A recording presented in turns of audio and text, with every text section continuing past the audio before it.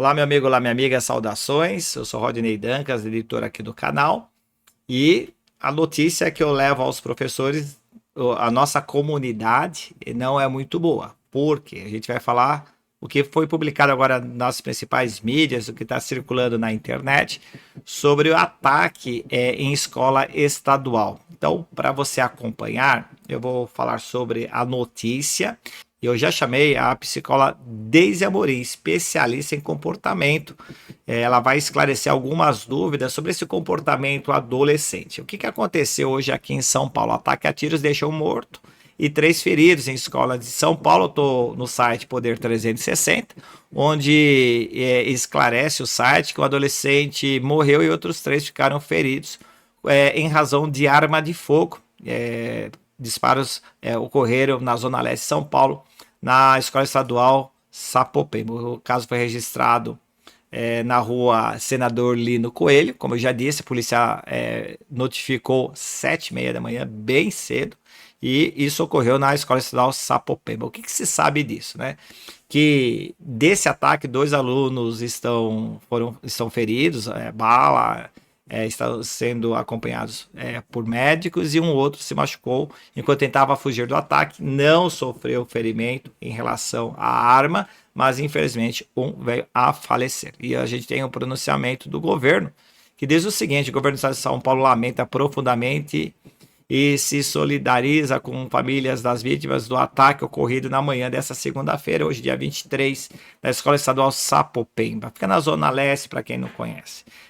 Zona Leste da cidade de São Paulo. Nesse momento, a prioridade é o atendimento às vítimas e o apoio psicológico aos alunos, profissionais da educação e familiares. Infelizmente, a gente tem visto esses ataques ocorrerem nas redes municipais e estaduais. Isso não é um fato isolado, isso é corriqueiro.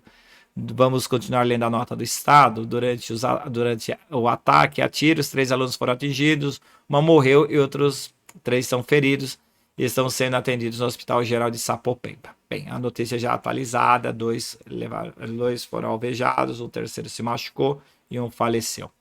Então, a gente vai ouvir as manifestações do governo do estado de São Paulo, a repercussão que teve na União também. Mas antes eu quero chamar a Deise Amorim e conversar com ela acerca do comportamento dos adolescentes, principalmente depois da pandemia, e como o professor pode lidar com ações desse tipo. Vamos lá, vamos à minha entrevista com a Deise. Eu estou aqui com a Deise, ela é psicóloga há mais de 20 anos, e ela vai poder esclarecer algumas dúvidas. Deise, obrigado pela presença. O que está acontecendo com os adolescentes? Por que eles estão atacando mais as pessoas, seus colegas e professores? Boa tarde, Rodney.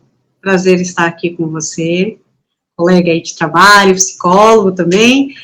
Rodney, eu tenho percebido, vou falar de uma percepção bem pessoal, de vivência mesmo, profissional, que os adolescentes, eles hoje são muito cyber, né? As relações deles são muito virtuais.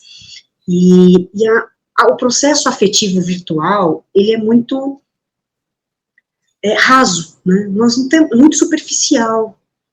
As relações hoje dos adolescentes, né, venho percebido isso no atendimento, mesmo na parte de saúde mental, que é muito imediata, né, as relações sempre de poder, eu faço mais, eu consigo mais, se eu estou insatisfeito, eu faço algo para chocar, porque chocar é chamar a atenção, né? Então tem muito isso, né, das relações, dos afetos estarem ali descompensados, né, desequilibrados ali. As relações pessoais não são mais afetivas, compativas, enfim, né, tem mais esse processo de compaixão, de olhar o outro como ser humano. As relações não são tão respeitadas como era antes, né. Então a adolescência de hoje é uma adolescência tecnológica que responde como uma máquina, né, muitas vezes respondendo como uma máquina, um computador.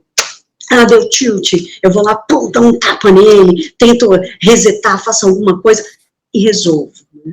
Então, é uma relação muito prejudicada de carência afetiva, mas de uma necessidade tremenda de resolver imediatamente da minha forma, da forma que eu entendo como resolutiva. e como eu posso chamar essa atenção por aquilo que eu não consigo lidar naquele momento, uma frustração, uma raiva, uma sensação de abandono, enfim, então as questões psicoafetivas, psicoemocionais que estão ali dentro do processo de desenvolvimento dessa criança, desse adolescente, ganharam prejuízos muito grandes, essencialmente na pandemia, porque aumentou, já é uma geração da tecnologia, e aí quando entra nesse processo de as minhas relações, né, a minha vivência com o outro vai ser sempre virtual, distanciada, as emoções que eu coloco lá no WhatsApp é diferente da minha emoção pessoal, porque se eu ficar com raiva, eu posso responder, xingar ali, acabou, e quando eu estou no tete-a-tete, existe um outro lado, a reação do outro, o sentimento do outro, o pensamento do outro, né, do qual eu não estou acostumada a pensar, porque tudo pode ser representado, né, ali por imagens, por emotions, enfim, né, por emoji, por várias coisas, né, eu posso representar ali, simbolizar o meu sentimento, mas não externalizar ele. Existem Ele... alguns comportamentos, algumas atividades, atitudes dos adolescentes em sala de aula, tanto no ensino fundamental, nos anos finais, no ensino médio, onde o professor que está em sala de aula consegue detectar essa, vamos chamar de não normalidade desse adolescente, para que ele possa buscar dentro da rede o apoio a esse adolescente, tem a queixa, tem demanda, o apoio pelo psicólogo em relação aos seus pais? Existem alguns sinais? Sim, né, vamos pensar que existem alguns transtornos transitantes aí na vida, na adolescência, no desenvolvimento, né, aqueles transtornos dá indício ali de um perfil, mas fica ali numa hipótese diagnóstica, nem vai para um diagnóstico em si, na maioria das vezes, mas o comportamento, né, em relação a limite, comportamento em relação a não sentir compaixão, né, um sentimento mais aplanado, isso precisa ser observado, né, a forma como o outro responde, se tem baixa tolerância à frustração, isso tem que ser chamado a atenção, né, chamado a atenção não é do adolescente, olha, você está me chamando, estou te chamando a atenção aqui, porque você agiu dessa forma, é buscar o diálogo com a família, buscar o diálogo com esse adolescente, entender esse universo, por que psicologicamente está tão abalado, né? Por que os recursos ali emocionais estão tão imediatistas, estão tão externalizados de uma forma tão explosiva, né? De uma forma tão enérgica. Por que isso está acontecendo? Entender um pouquinho, né? Às vezes uma simples nota, tem aluno que o professor pede para sentar, já tive situação que o professor só pediu para o aluno voltar para um lugar que queria continuar a aula, e o aluno virou a carteira no chão e ameaçou tacar a cadeira no professor. Lembrando que a Deise, além de psicóloga, é professora, então ela tem muita propriedade no que ela está falando. Então, existe um esfacelamento aí talvez, do sentimento pós-pandemia, talvez na família, talvez em outras relações, e existem esses sinais que o aluno mostra para o professor, e o professor tem que estar atento. Quando o professor, numa sala de aula, detecta, ou não que ele tenha que detectar, mas quando ele percebe um comportamento que saia da normalidade, né, dentro de um processo de sondagem, dentro de um processo natural pedagógico, o que um professor deve fazer? Qual que é a sua orientação como psicóloga?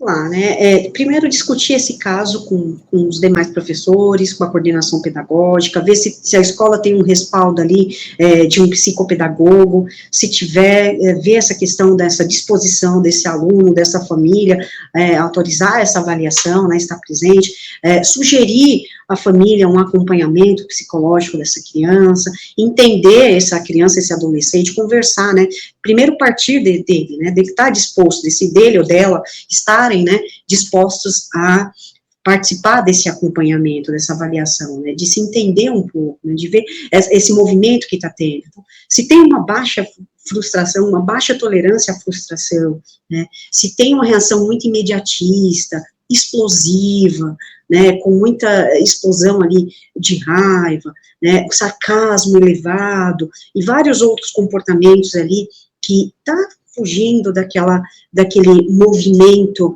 de relação cuidadosa, ou seja, já sai de um cuidado e vai para um risco, aí é importante que converse, discuta o caso, claro, não expondo essa criança, esse adolescente, né, não é uma exposição, é muito interno isso, né, discutir ali internamente a situação, preservando a imagem dessa criança, né, preservando ali a família e a situação, às vezes pode ser alguma coisa da própria situação pessoal da criança, ou da casa, um reflexo de dentro de casa, situações de violência, né, enfim, como que está acontecendo esse desenvolvimento?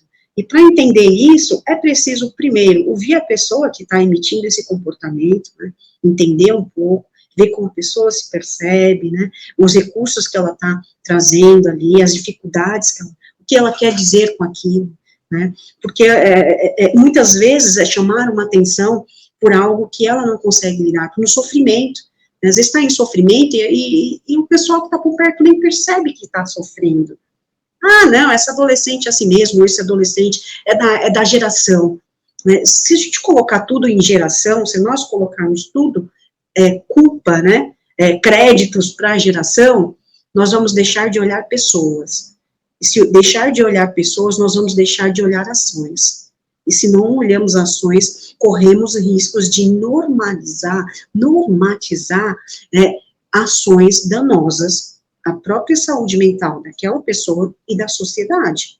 Então, se a gente pensar nisso, a gente não tiver cuidado com essas pessoas, né, não cuidar de pessoas, ser humano cuidando de ser humano, né, se não tiver esse cuidado, esse olhar humano para o outro, o que vai acontecer? Prejuízos psicoemocionais, prejuízos sociais, né, biopsicossocial, esse é o olhar, né, entender quais são as questões, né, olhar de uma forma mais ampliada, e se a gente consegue fazer isso com a família, com essa criança, com esse adolescente, com os professores, né, analisar tudo isso e pensar, não é um julgar, e sim um cuidar. Existe uma diferença entre julgar e cuidar, grande. Eu não preciso julgar o comportamento, eu preciso cuidar para que esse comportamento não seja julgado. Entendi. Deise, obrigado pela participação aqui no canal, a gente volta a consultá-la sempre que aparecer casos que requerem uma intervenção específica de profissional competente como você, psicologia. Obrigado. Obrigada, eu que te agradeço, Rodney. Bem, gente, acho que foi bem esclarecedora, a gente vai aguardar nos próximos dias mais informações, tudo que for pertinente aí ao professorado, ao pessoal que trabalha com educação, eu vou estar postando aqui no canal, porque acho que é importante a gente se unir nesse momento difícil, não só nesse momento, nesses momentos difíceis que nós estamos presenciando. Esse canal é de psicologia, mas é um canal também associado diretamente aos professores, porque comportamento também a gente consegue observar com o prisma da psicologia. Tudo que a gente puder fazer para ajudar, fortalecer a nossa rede, a gente vai fazer. Então, já vou pedir para você que assistiu até o final, se inscrever no canal, o botão está aqui, ativar o sininho para receber outras notificações. Infelizmente, a notícia não é boa hoje, mas ela precisa ser levada aos nossos professores, às pessoas que trabalham com educação. Até a próxima, valeu!